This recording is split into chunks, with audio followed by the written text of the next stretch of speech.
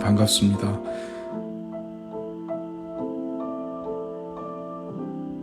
오랜만입니다. 지금 풀벌레 소리들 들리시죠?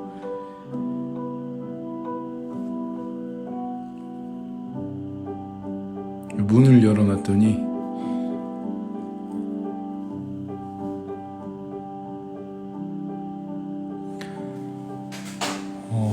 6월까지 그 새벽 통화를 하고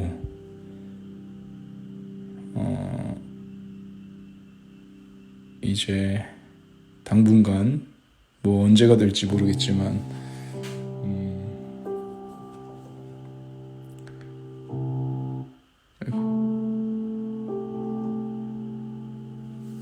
이렇게 라이브로 여러분들과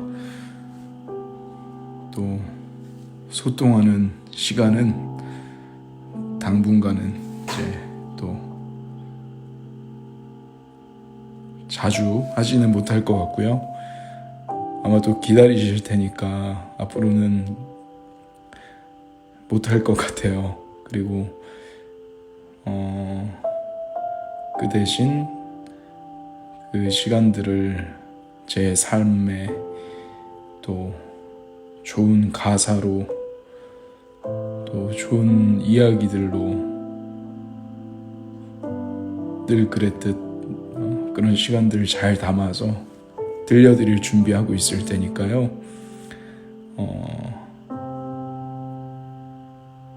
기다리지 마시고 여러분들의 새벽 다른 이들과 또 통화하시고 또는 서로 그리워하면서 건강하게 잘 지내셨으면 합니다.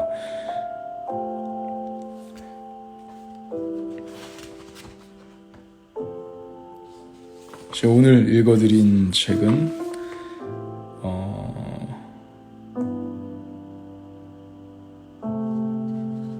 반야심경 마음공부, 저번에 한번 읽어드렸던 것 같은데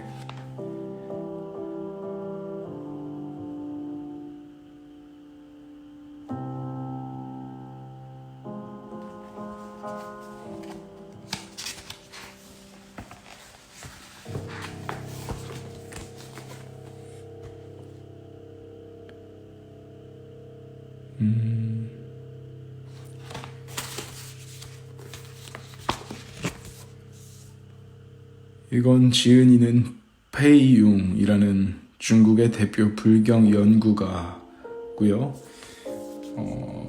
허유영 님이 옮기셨고요. 윤호북수에서 출간했습니다.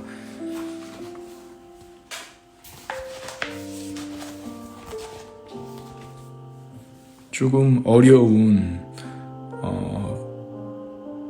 불교의 이야기들이 단어들이 담겨 있을 수도 있는데요. 이 중에 여러분들이 듣고 싶으신 것들 또는 이해가 안 가셔도 잠시 귀 기울여 보시면서 생각할 수 있는 그런 시간 나눴으면 좋겠고요. 어떤 순간에도 분노하지 않는 인욕의 자세 라는 챕터 읽어드리겠습니다. 인욕이란 무엇인가? 첫째, 분노하지 않는 것. 둘째, 원망하지 않는 것. 셋째, 사악한 마음을 품지 않는 것이다 라고 했다. 대지도론 제6권을 보면 중생들이 갖가지 사악한 마음을 가해도 성내지 않고 갖가지로 공경하고 공양해도 기뻐하지 않는 것이다 라고 했다.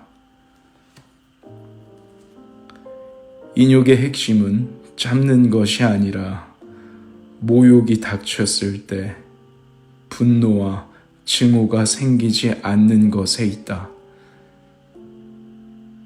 남들이 자신을 욕했을 때 꾹 참으며 되받아치지 않고 상대에게 주먹을 휘두르지 않더라도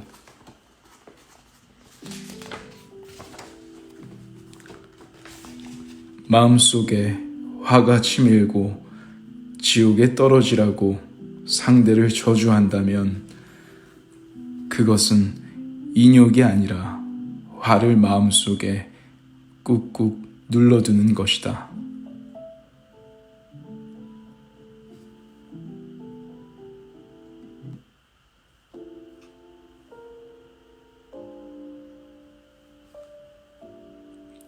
한산이 자신의 친구인 미치광이 선승 습득에게 물었다.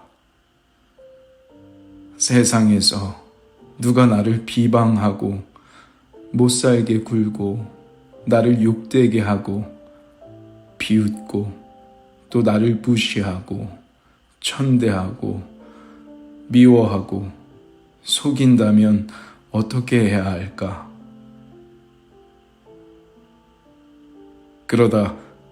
그러자 습득이 대답했다. 참고 양보하고 내버려두고 피하고 인내하고 공경하고 그를 상대하지 말게. 그러면 몇 년 뒤에는 그들이 그대를 보게 될 것이네.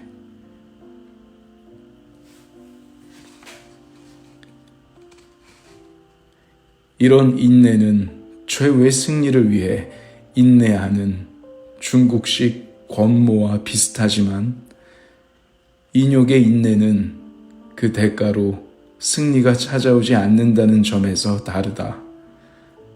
나중에 상대가 어떻게 되든 자신과는 아무 관계도 없으므로 몇 년이 지난 뒤에 자신은 그를 볼 필요가 없다. 금강경에서 부처가 이렇게 말한다.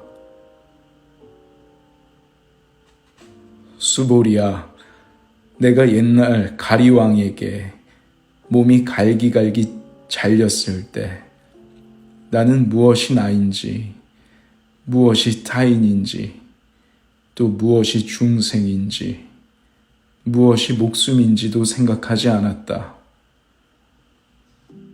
왜냐하면 나의 사지가 마디마디 잘릴 때 내 마음에 무엇이 나이고 무엇이 타인이고 또 무엇이 중생이고 무엇이 목숨인가에 대한 원망과 미움이 생겨났을 것이기 때문이다.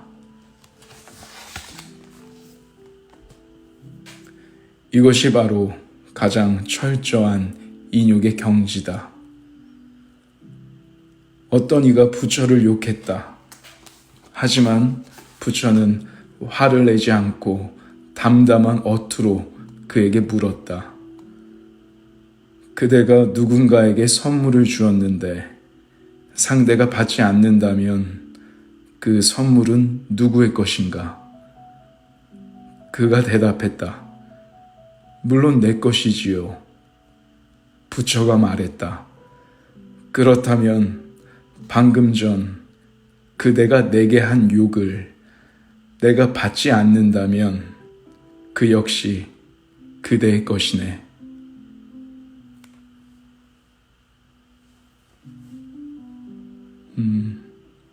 그쵸. 여러분들이 누군가에게 선물을 주었는데 상대가 받지 않는다면 그 선물은 오로지 다시 저의 것이 됩니다. 자신의 것이 됩니다. 그렇다면 어떤 누군가가 나에게 욕을 했는데 그 욕을 내가 받지 않는다면 그 욕은 다시 상대방의 것이 됩니다.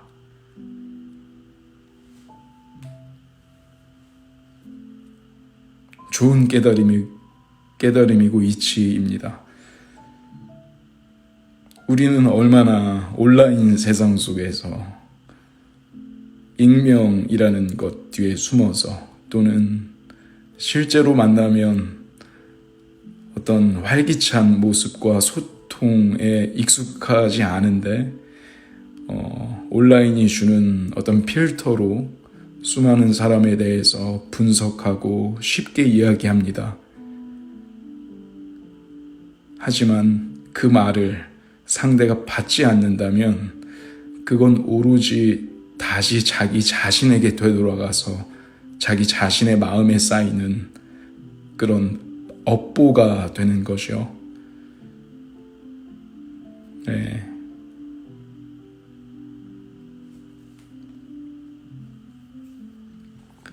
부처는 누가 자신을 욕하는데도 화를 내지 않고 자비를 베풀었다. 자신을 욕한 사람에게 남을 욕하면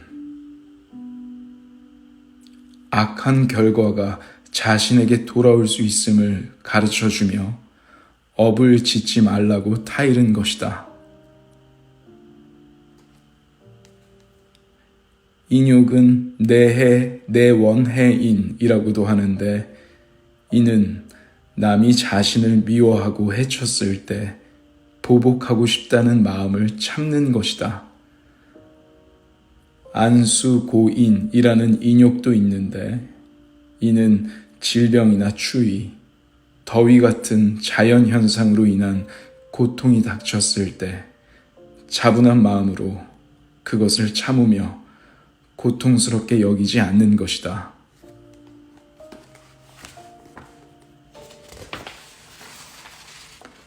가장 높은 경지의 인욕은 채찰법인으로 우주 만물의 진정한 모습을 알고 모든 가상과 망령된 생각에 동요되지 않는 것이다.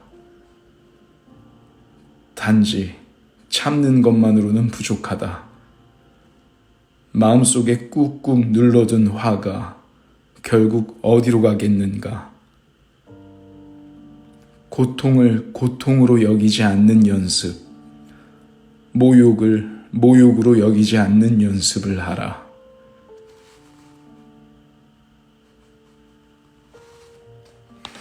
네, 여기까지 짧게 읽어드렸어요.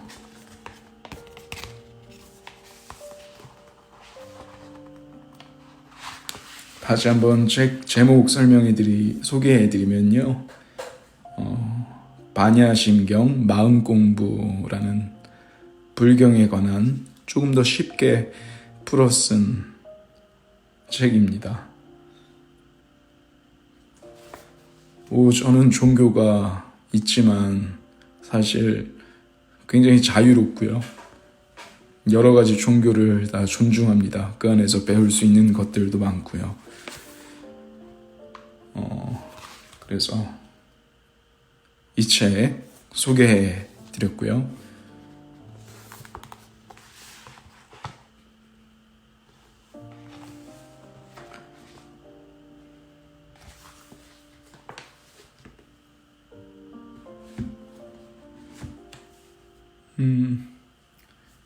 이 방 자체가 조금 울려요. 그래서 목소리가 좀 울릴 거예요.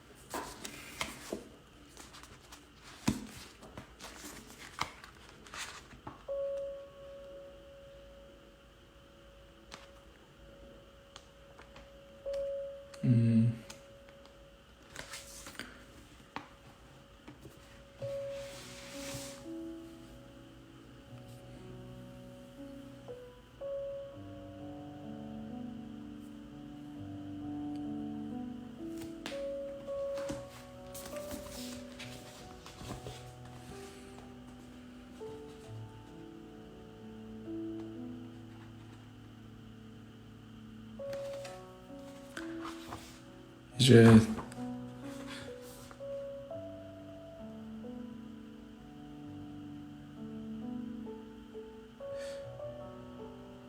요즘 들어서 이제 생각하는 것은 이 공부하지 않으면 누군가가 힘껏 그려놓은 마음의 그림들도 우습다고 손가락질하고 누군가 읽어놓은 그 밭의 정성도 그냥 내 발로 밟으면서 지나가고 누군가의 웃음도 그 웃음 뒤에 아픔을 보지 못하고 그저 웃음으로써 가볍게 여기게 되는 그런 삶을 그렇게 나이가 들 수도 있겠다 싶은 생각을 해봤습니다. 뭐 이런 거죠. 예전엔 들리지 않았던 노래 가사, 우리가 어린 시절에는 전혀 와닿지 않던 노래 가사가 그런 삶을 살고 그런 사랑을 하게 되고 그런 이별을 하게 되면 갑자기 그 가사의 의미가 들리는 거죠. 갑자기 와닿는 거예요. 근데 그런 노래 가사를 이해하고 알게 되는 것 같은 이런 작은 부분에서부터 우리 삶은 연결되어 있는 것 같아요. 또 어떤 영화를 볼 때도 누군가는 그 예술적인 작품에 감탄을 하고 또는 감동을 하지만 누군가는 가볍고 편히 지금 이 순간을 즐길 수 있는 단순한 것에 열광을 합니다. 그 두 개가 주는 장점은 다 다른 매력을 갖고 있지만 적어도 왜 저 작품에 또는 저 사람의 이야기에 저런 감정을 어느 정도 느낄 수 있는지 그런 지점까지 다 어느 정도 느껴볼 수 있다면 우리가 사람에 대한 이해도 또는 어떤 누군가의 삶에 대한 이해도 조금 더 넓은 폭넓은 시선으로 그 사람의 그림자까지 함께 안아줄 수 있지 않을까. 다만 그러려면 공부를 늘 해야 한다고 생각해요. 그게 책이든 또는 경험이든 또는 오늘 하루 동안의 나의 도전이든 실패든 외로움이든 두려움이든 그 모든 것이 내가 무언가를 읽게 하려는 누군가의 뜻이 아닌가 싶기도 하고요.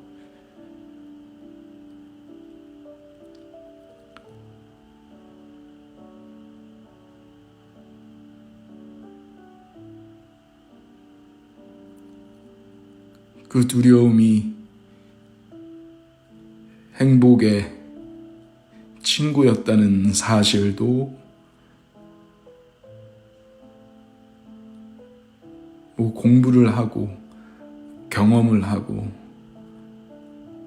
어떤 아픔들을 지나가는 과정 속에서 배우게 되는 거잖아요. 네.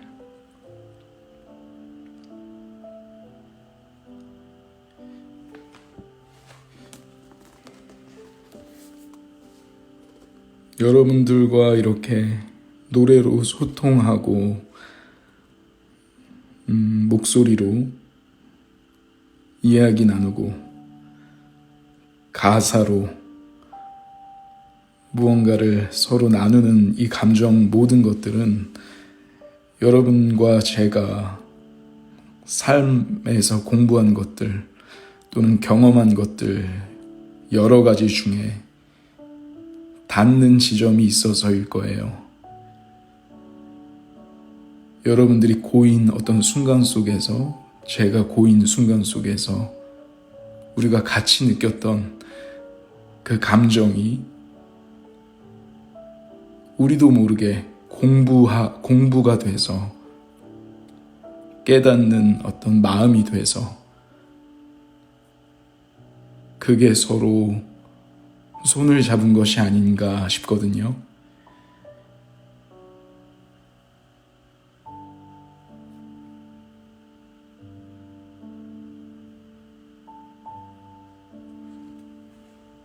그러려면 어느 날 제가 여러분을, 물론 모든 여러 사람들을 다 이해할 순 없지만 적어도 그렇잖아요. 제가 가장 좋아하는 사람의 누구나 다 알고 있고 좋아하는 모습 알고,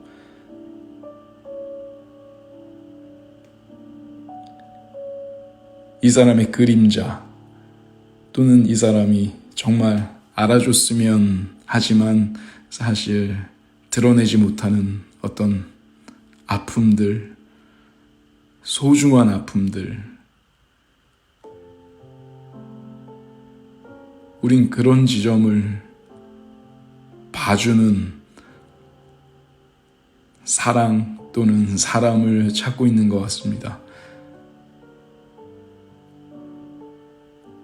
그러려면 마냥 있어서는 안 되겠죠.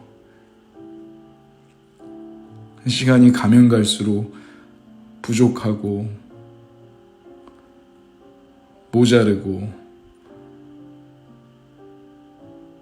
아는 게 많이 없고, 또 안다고 생각하지만 상대를 왜곡하고 있고, 쉽게 상처받고 또 오해하고 섣불리 억측하는 그런 저의 모습이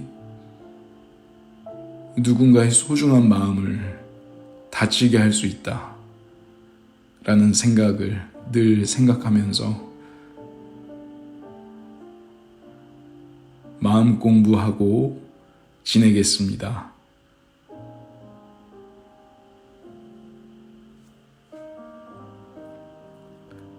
우리 서로 그림자를 어느 날 보게 되면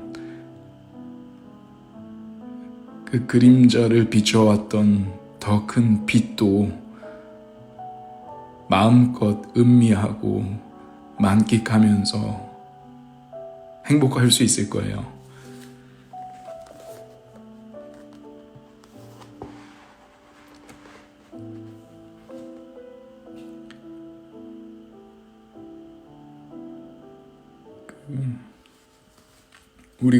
제가 요즘 그 최진석 교수님 강연을 좀 봤었는데, 우리가 생각을 많이 하면 힘들다라는 이야기를 많이 하잖아요. 근데 되려 요즘은 생각을 너무 안 하고 쿨하게 지금 이 순간을 즐겨라 라는 이런 문제들이, 어떤 이런 위로가, 순간적인 위로가 될 수는 있지만 생각을 하지 않는 그 지점에서부터 되려 많은 것들이 무너질 수도 있다라는 그런 메시지를 언뜻 본 것 같아요. 생각하시는 것들 두려워하지 마시고 무조건 단순화해야 한다라는 강박에도 사로잡히지 마시고, 그저 사랑하는 이들, 그리고 제 마음, 자신의 마음 더 느껴보고 안아볼 수 있는 생각들, 여러분들의 소중한 생각들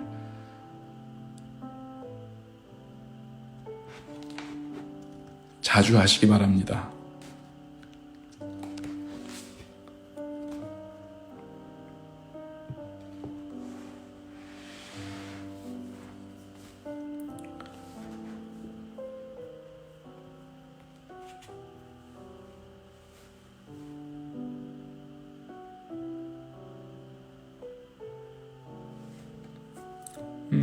이제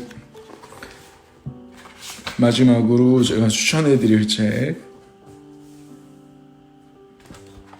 지금 읽고 있습니다.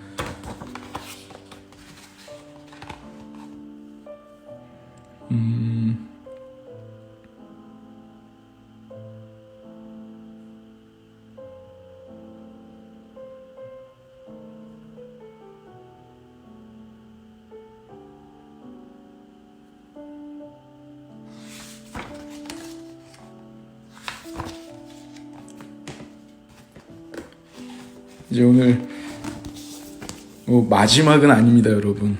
언젠가 또 때가 되면 통화를 하겠죠. 그때까지 제가 오늘 추천해드리는 책 가볍게 읽어보셨으면 좋겠습니다. 소크라테스 익스프레스라는 책이고요.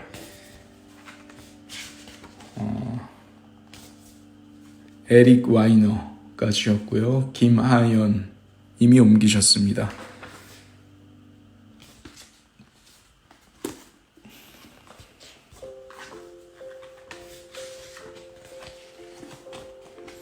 그 들어가는 말 조금 읽어드리겠습니다.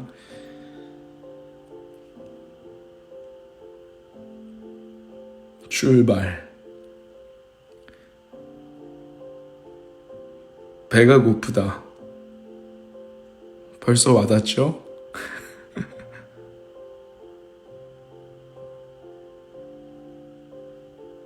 배가 고프다. 먹고 또 먹지만 그래도 배가 고프다. 더 많이 먹을수록 더욱더 배고파진다. 스마트폰에 손을 뻗는다. 얼마나 경이로운 기기인지 손가락으로 화면을 한 번만 밀면 고대 이집트에서부터 양자 물리학에 이르기까지 인간사의 모든 지식을 접할 수 있다.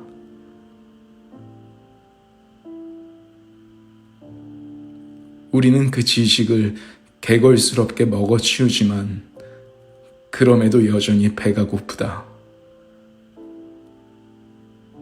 충족되지 않는 이 배고픔은 도대체 무엇일까? 우리는 우리가 원한다고 생각하는 것을 원하지 않는다. 우리는 우리가 정보와 지식을 원한다고 생각한다. 하지만 그렇지 않다. 우리는 지혜를 원한다. 여기에는 차이가 있다. 정보는 사실이 뒤죽박죽 섞여 있는 것이고 지식은 뒤죽박죽 섞인 사실을 좀 더 체계적으로 정리한 것이다. 지혜는 뒤얽힌 사실들을 풀어내어 이해하고 결정적으로 그 사실들을 최대한 활용할 수 있는 방법을 제시한다.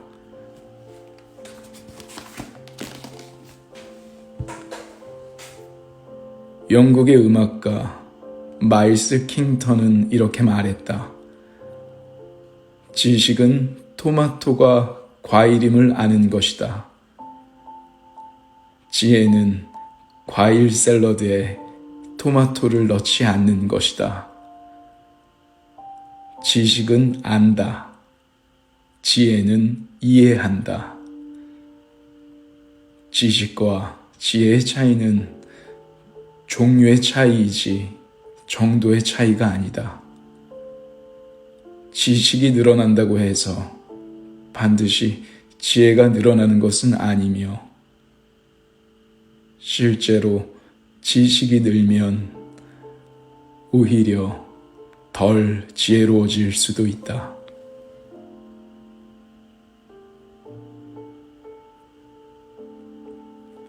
암이 지나칠 수도 있고 잘못 알 수도 있다. 지식은 소유하는 것이다. 지혜는 실천하는 것이다. 지혜는 기술이며 다른 기술과 마찬가지로 습득할 수 있다. 하지만 그러려면 노력이 필요하다. 지혜를 운으로 얻으려는 것은 바이올린을 운으로 배우려는 것과 마찬가지다. 하지만 그게 바로 우리의 모습이다. 우리는 여기저기서 지혜의 부스러기를 줍기를 바라면서 비틀비틀 인생을 살아나간다. 그러면서 혼동한다. 시급한 것을 중요한 것으로 착각하고 말이 많은 것을 생각이 깊은 것으로 착각하며 인기가 많은 것을 좋은 것으로 착각한다. 한 현대 철학자의 말 맞다나 우리는 잘못된 삶을 살고 있다.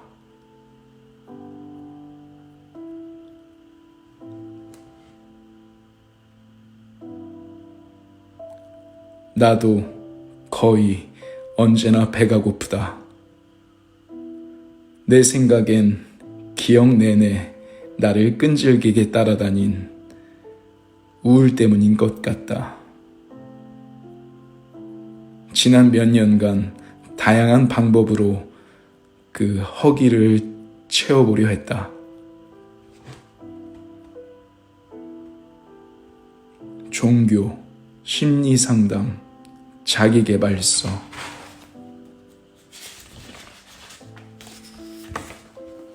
여행, 그리고 짧았지만 끝이 영 좋지 않았던 환각버섯 체험까지.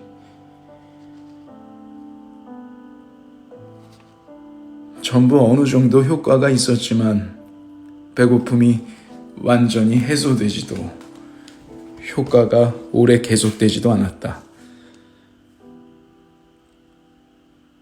그러던 어느 날 토요일 아침 지하세계, 즉 우리 집 지하실로 모험을 떠났다.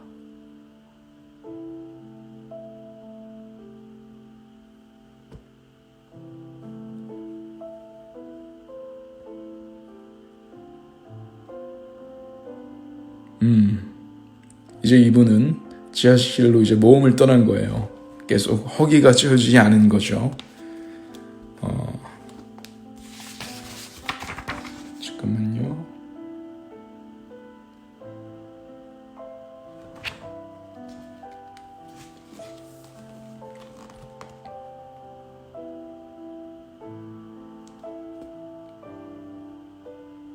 그쵸.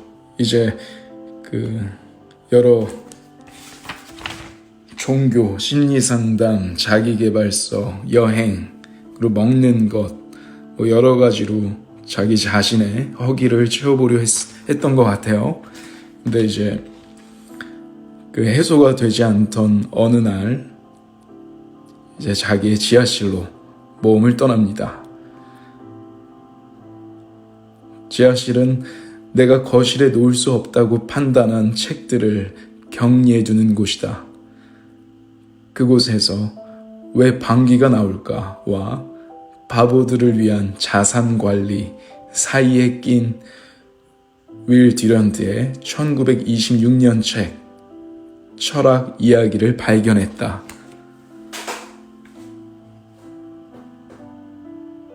책은 엄청나게 무거웠고 책장을 펼치자 먼지 구름이 일었다.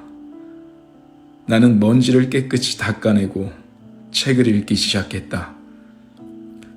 듀런트의 글은 우레와 같은 깨달음을 주거나 나를 180도 변화시키진 못했다. 하지만 계속 읽었다. 글의 내용보다는 글에서 느껴지는 열정 때문이었다.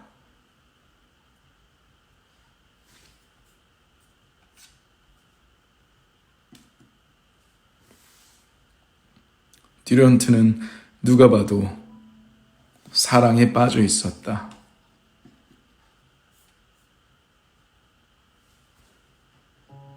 하지만 누구에게, 무엇에게? 영어의 철학자라는 단어는 지혜를 사랑하는 사람을 뜻하는 그리스어 필로소포스에서 왔다. 하지만 미국 독립선언문이 행복을 손에 넣는 것에 관한 글이 아니듯이 지혜를 사랑하는 사람이라는 뜻 역시 지혜를 소유하는 것과는 관련이 없다. 내가 소유하지 않은 것, 영원히 소유할 수 없는 것도 사랑할 수 있다. 중요한 것은 추구하는 행위 그 자체다.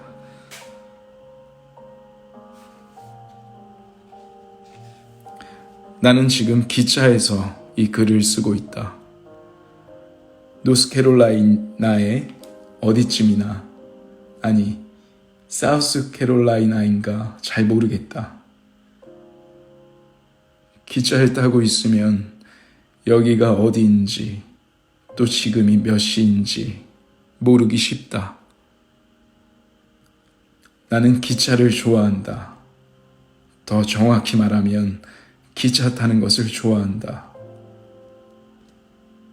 나는 SD45 디젤 전기 기관차를 보고 침을 줄줄 흘리는 철도 광은 아니다. 용적 톤수나 레일의 폭에도 전혀 관심이 없다. 내가 좋아하는 것은 경험이다. 오로지 기차로 이동할 때만 느낄 수 있는 광활함과 아늑함의 희귀한 조합. 기차 내부는 태아를 감싸는 양막의 내부와 비슷한 면이 있다. 훈훈한 온도, 따뜻한 햇살. 기차는 나를 자의식이 생기기 전에 더 행복했던 시절로 데려다 준다. 세금 신고, 양식과 대학 등록금을 위한 저축과 치과 치료와 교통체증을 몰랐던 시절. 카다시안 일가 가로 열고 2007년부터 현재까지 방영 중인 리얼리티 프로그램 4차원 가족 카다시안 따라잡기를 몰랐던 시절로 나를 데려다 준다. 자극적인 미디어 예능에 지쳐 있다는 이야기겠죠. 예전에는 이런 예능 프로그램이 없었잖아요. 하지만 요즘은 얼마나 더 자극적으로 사람들을 끌어당기고 시청률을 올릴 수 있는지, 또 그런 프로그램이 늘어나다 보니까 이 작가는 그런 프로그램이 없었던 시절에 대한 추억을 그 기차를 타면서 느끼는 것 같아요.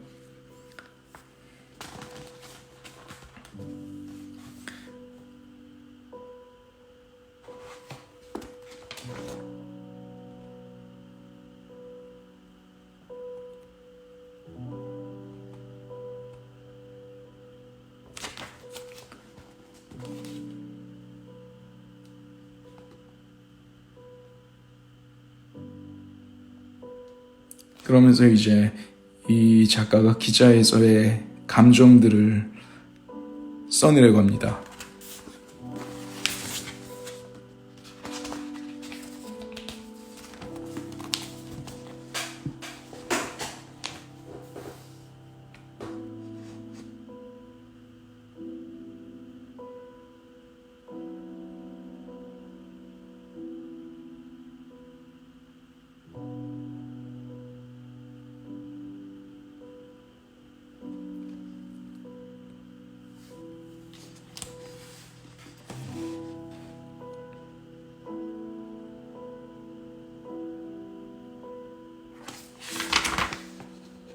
철학과 기차는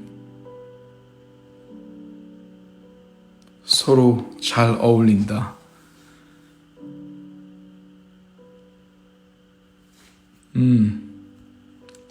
지금 보니까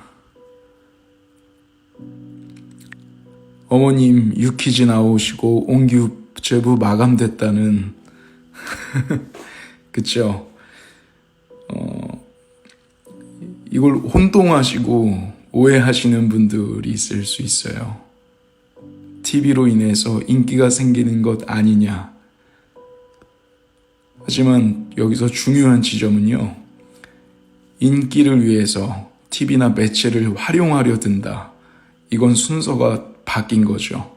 하지만 삶 자체가 어떤 하나의 이야기고 하나의 독립된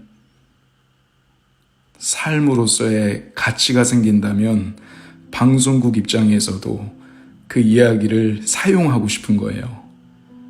그럼 순서가 어떤 게 무엇이 되냐면 이 사람의 삶 자체를 조명해서 사용할 수 있을까? 그게 화제성과 일치가 될까? 이런 계산을 할 수 있죠. 그래서 무조건 인기를 위해 활용한다라기보단 주인이 먼저 돼야 하는 것 같아요. 내 삶의 주인이 먼저 되면 부작용 없이 방송과 딜을 할 수가 있어요. 내가 주인으로서. 왜냐하면 그들도 제 삶의 소재에 서로 주고받을 수 있는 것이 생기죠. 하지만 무조건 인기, 아무것도 없는 것에 인기와 어떤 캐릭터만 부여하면 그것은 삶 자체가 그런 게 아니라 잠깐의 의미가 부여된 캐릭터이기 때문에 지속성을 잃어버리고 잠깐 확 하고 사라집니다. 먼저 주인으로서 살 수 있는 내 삶의 이야기가 먼저고요. 그리고 그거에 대한 내 확신이 섰을 때 방송국에 휘둘리지 않고 정말 좋은 시선으로 다가오는 PD님들과 정말 동등한 입장에서 이것들을 잘 자연스러운 게 말이 안 되죠. 이미 있는 삶을 그대로 전하는 것.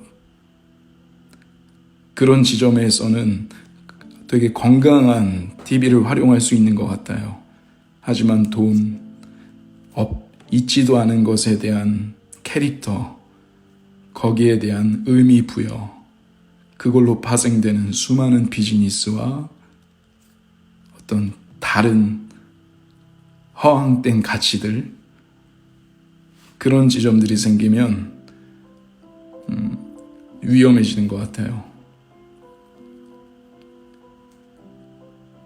그래서 우리가 어쩔 수 없잖아요. 어쩔 수 없이 해야 하는 것 있잖아요. 라고 생각하는 그 지점들과 싸워야만 휘둘리지 않는 어떤 힘도 생기는 것 같아요.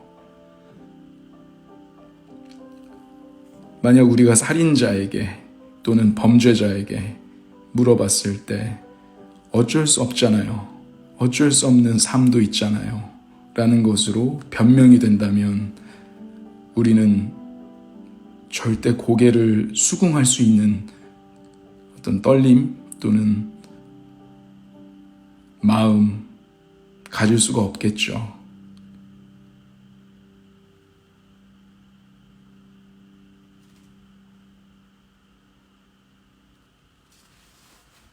맞아요.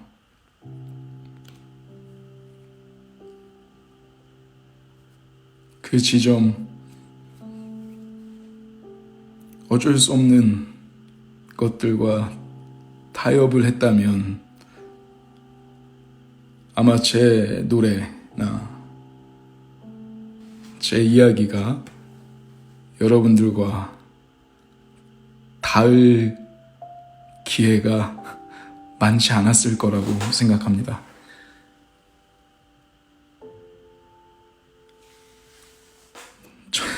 저는 어쩔 수 없었다면 아마 제 눈은 지금보다 2cm 정도 커져 있었을 것이고 코는 2cm 올라가 있었을 것이고 턱은 굉장히 날렵했을 것이고 저는 블랙이 아닌 핑크색 옷을 입고 있었어야 할 수도 있어요.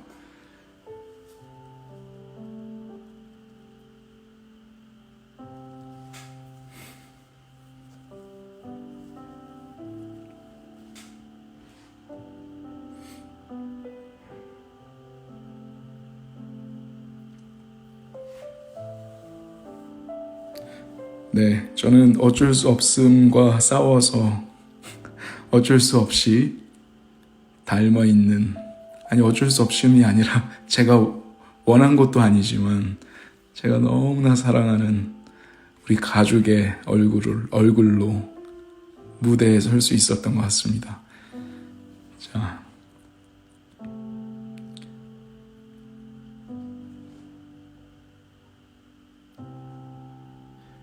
이건 저는 뭐 되게 자기 비하가 아니고요. 자신감이에요, 여러분.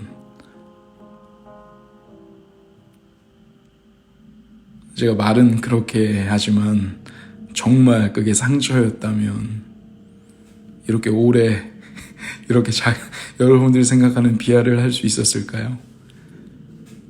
너무 자신감 있게 하면 대중분들은 재수없어 할 수 있잖아요.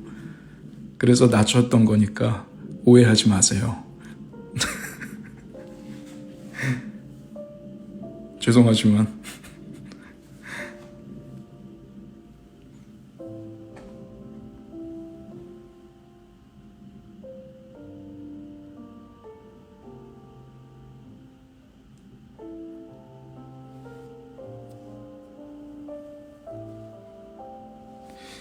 자,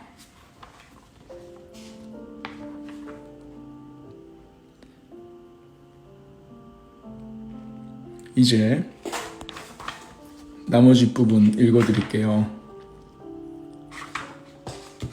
제가 울림이 있었던 부분들 읽어드리겠습니다.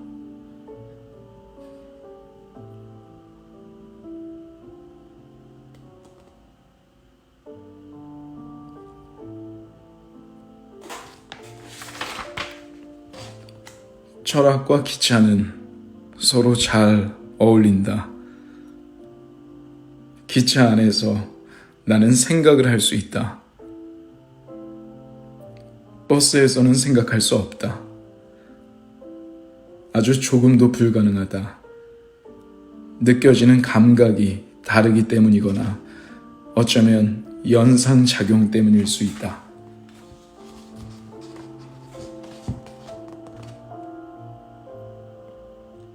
버스는 어린 시절에 갔던 수학여행이나 캠프처럼 내가 가기 싫었던 장소를 떠올리게 한다. 기차는 내가 가고 싶은 곳으로 나를 데려다 준다. 그것도 생각의 속도로. 하지만 철학과 기차에는 퀴퀴한 느낌이 있다. 둘 다 한때는 우리 삶의 중요한 일부였으나 이제는 시대에 뒤떨어진 낡은 유물이 되었다. 오늘날 다른 선택지가 있는데도 일부러 기차를 타는 사람은 별로 없으며 부모님이 말리는데도 일부러 철학을 공부하는 사람은 거의 없다. 철학은 기차 타기와 마찬가지로 사람들이 뭘 모르던 시절에나 하던 것이다. 나는 필로소피 나우라는 제목의 잡지를 구독한다. 얼마 전의 표제는 세계는 환상인가 였다. 또 다른 표제는 이거였다. 참과 진리는 같은 것인가? 내가 이 표제들을 읽어주면 아내는 눈알을 굴린다. 다른 많은 사람들처럼 아내도 이런 글들이 철학의 모든 문제를 보여주는 정확한 사례라고 생각한다. 철학은 어처구니 없고 답을 알 수 없는 질문을 던진다. 철학이라는 단어와 실용적이라는 단어는 오직 사전에서나 가까이 붙어 있다. 기술은 우리를 꿰어내어 철학은 더 이상 중요하지 않다고 믿게 한다.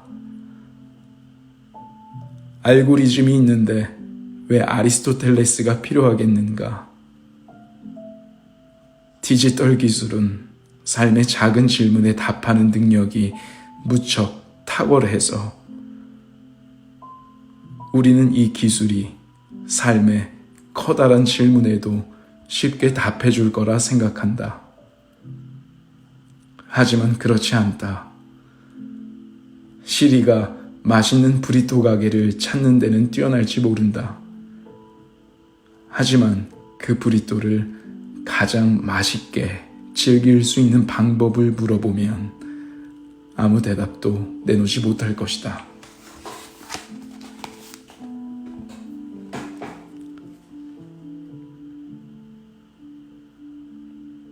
아니면 기차 여행에 대해 생각해보자.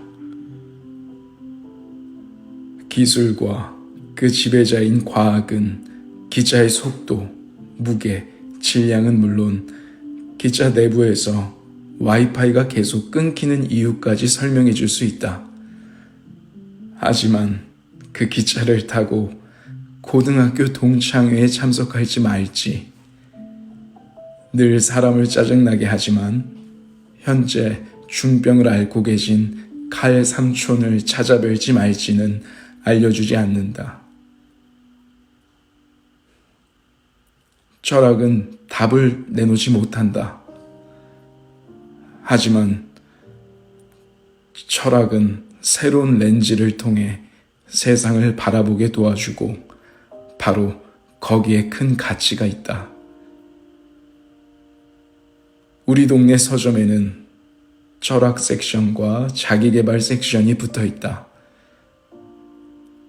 고대 아테네의 반센 노블에서는 이 두 섹션이 하나였을 것이다. 그때는 철학이 곧 자기계발이었다. 그때는 철학이 실용적이었고 철학이 곧 심리치료였다. 영혼을 치료하는 약이었다. 철학은 치유 효과가 있지만 하스톤 마사지의 치유 효과와는 그 방식이 다르다. 철학은 쉽지 않다. 철학은 멋지지 않고 일시적이지 않다. 철학은 스파보다는 헬스장에 더 가깝다.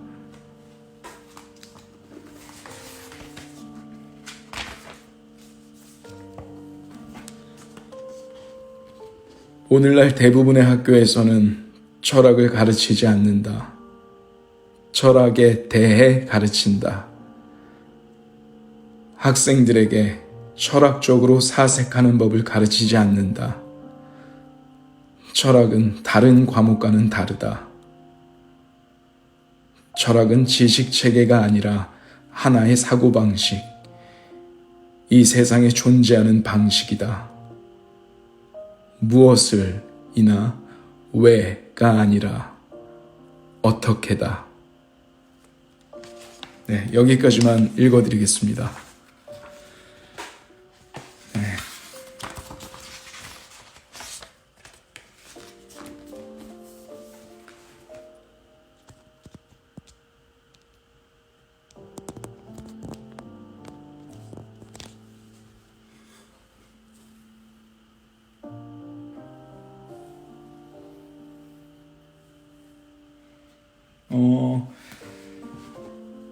소크라테스 익스프레스라는 책이었고요. 이 책은 여러 명의 철학가들의 이야기를 재밌게 엮었어요. 그래서 편하게 철학을 입문하시기 좋은 책입니다.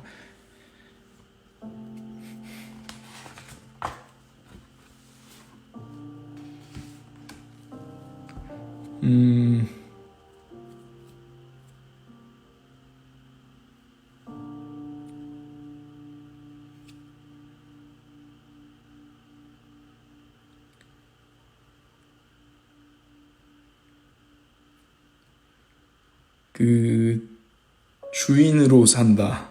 아까 잠깐 이야기를 나눠봤지만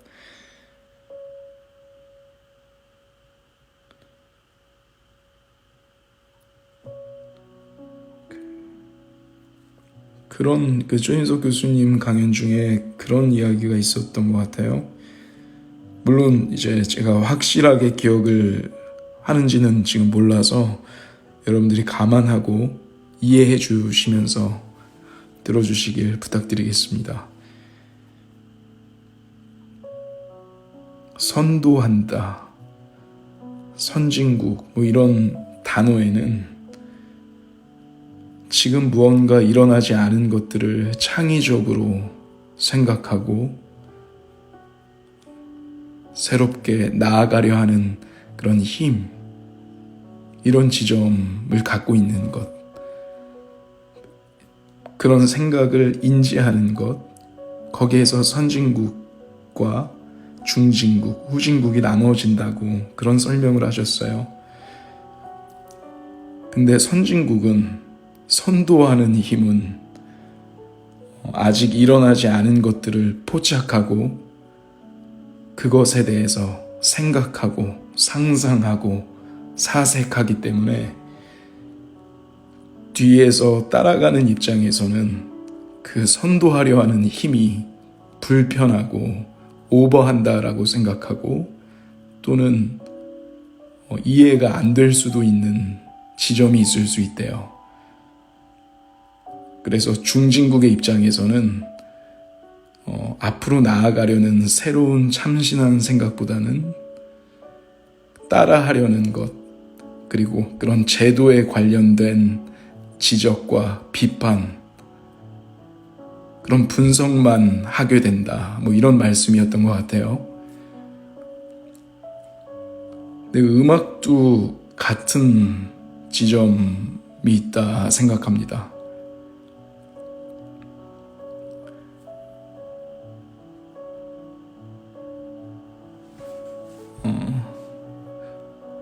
우리가 자꾸 분석하고 판단하고 누군가를 계속 재어보는 이 시선에서 탈피하려면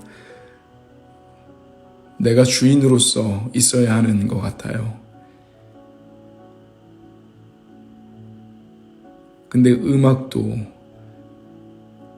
처음 들어볼 수 있고 처음 시도하는 가사, 누군가에게는 이 가사, 이 음악이 비웃음이 될 수도 있고 또는 이해하지 못하는 어떤 지점이 될 수 있지만 그게 곧 자기 고유의 향기가 될 수도 있고 선도하는 힘이 될 수도 있고 어떤 다른 에너지를 줄 수 있는 새로운 환경이 될 수도 있다고 생각합니다.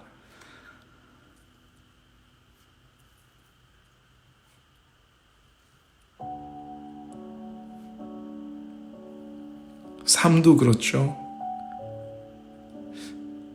제가 예전에도 한번 말씀드렸지만 저는 그 교수님 말씀 들으면서 SG워너비 활동을 쭉 하다가 그 1집을 냈던 그 시절을 돌아봤어요.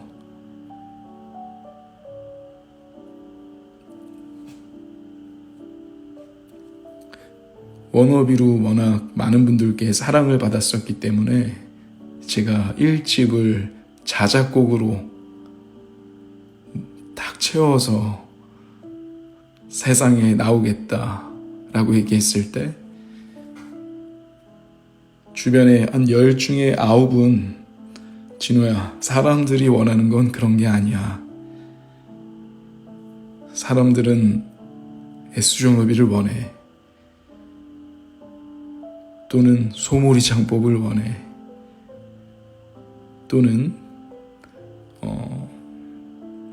어떤 이야기들 많이 했죠. 그건 돈이 안 돼. 그런 건 사람들이 어려워해. 그 어려워하는 그 노래가 가족 사진이었어요. 그때 가족 사진을 들었을 때 그 어떤 매니저 한 명만 빼고 대부분 그 노래는 망할 것이다. 사람들은 실망할 것이다. 그런 모니터를 했던 것 같아요.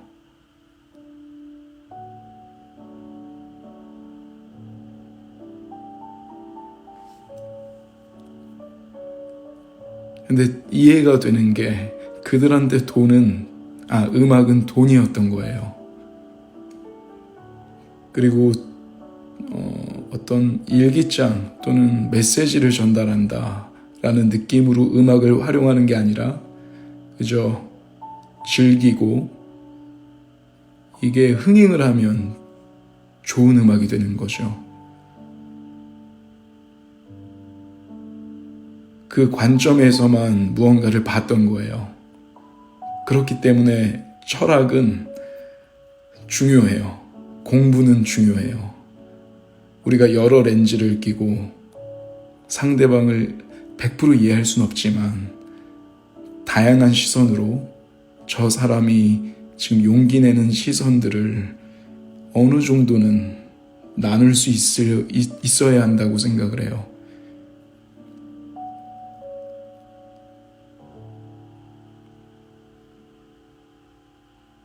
앞으로도 아마 저는 계속 그런 이야기들을 써내려가고 싶다라는 제 마음속에는 그런 생각들이 많고요.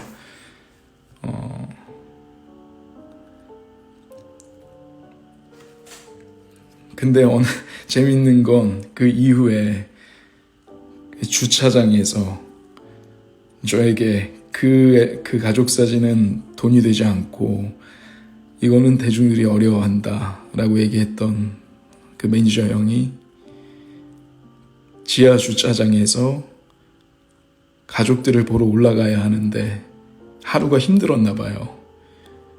그래서 지하 주차장에서 그 노래를 들으며 지금 울고 있다 라는 문자를 보냈어요. 앨범이 나온 지 한 2년 뒤였을 거예요.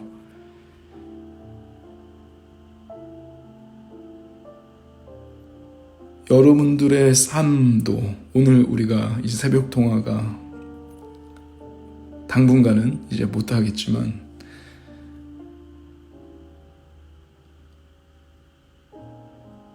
제게 노래는 여러분과 하고 싶은 제 이야기예요. 이기적인 이야기입니다. 그리고 예전 가수들 중에도 잘 생각해보면 대중성이라는 말은 첫 번째가 아니었어요. 자기 자신들이 정말 뜨겁게 전하고 싶던 이야기를 담았는데 그게 입소문이 조금씩 나면서 곧 많은 사람들이 알게 되고 그게 곧 대중성이 됐어요. 하지만 요즘은 사람들이 미리 좋아할 것 같다를 계산하고 먼저 창작품을 내는 경우도 있지만 예전에는 그 출발점이 자기 마음에서부터 시작했다는 거죠. 외부에서의 영향이 아니라 내부에서의 영향을 받고 시작한 거예요.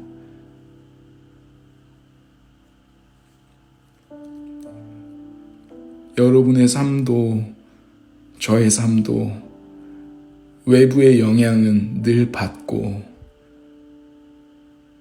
늘 함께 어우러져 살고 있지만 그 외부의 소리로 내 내부의 소리를 듣지 못하고 닫아버리고 심지어는 내 내부의 소리마저도 외부의 소리가 다 잠식해버리는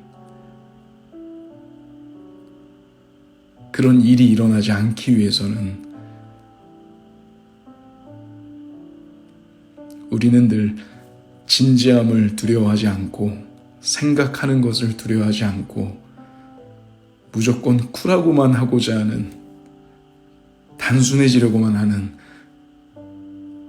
그 외부에서의 이야기들 또는 그런 자극들 그런 것에서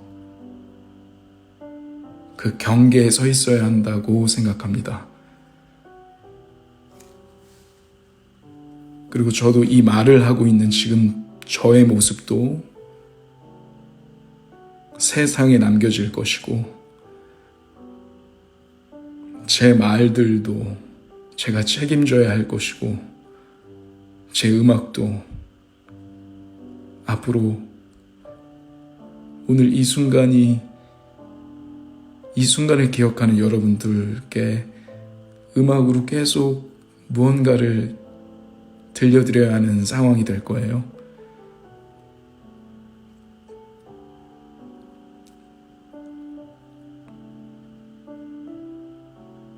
이게 전혀 부담이 아니고 행복한 일이라는 것을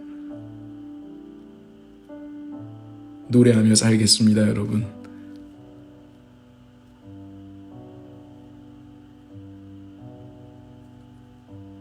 그동안 통화를 함께 해주셔서 정말 고마웠고요. 또 여러분들도 이 통화를 좋아하셨던 이유는 이 새벽 감성, 그리고 다들 친구 만나면 속 이야기하기 어렵고 자기 마음속에 이야기 꺼내면 괜히 분위기 다운시킨다고 구박받아서 진짜 자기 이야기가 있음에도 나누지 못했던 외로움들을 이곳에 모인 분들과 나눴기 때문에 이 시간들 여러분들이 더 기다리셨던 게 아닌가 싶어요.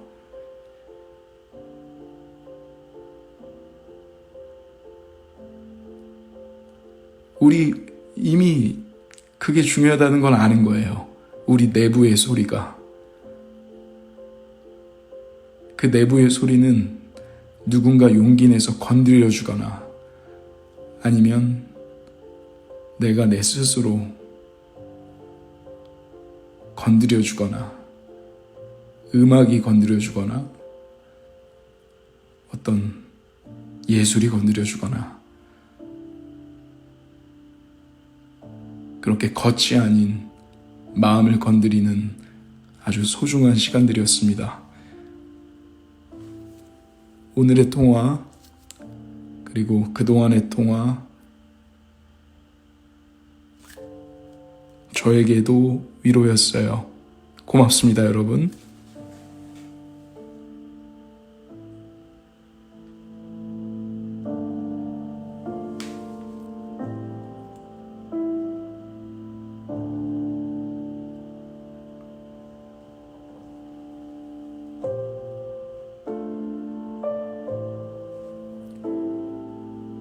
인사들 나누세요. 정확히 1시 15분에 끄겠습니다.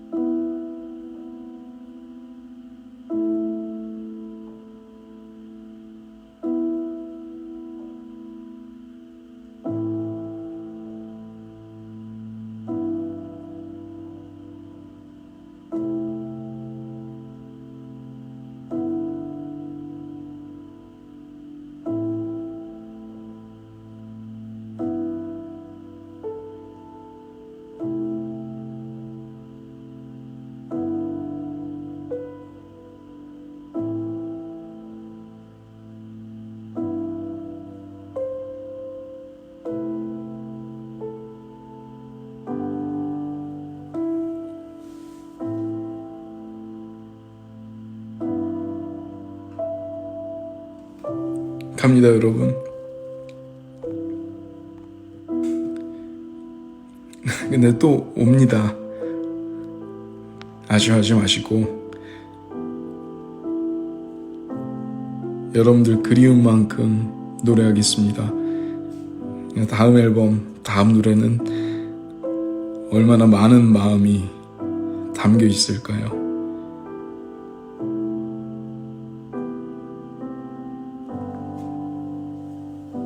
반갑게 만나요. 뿅.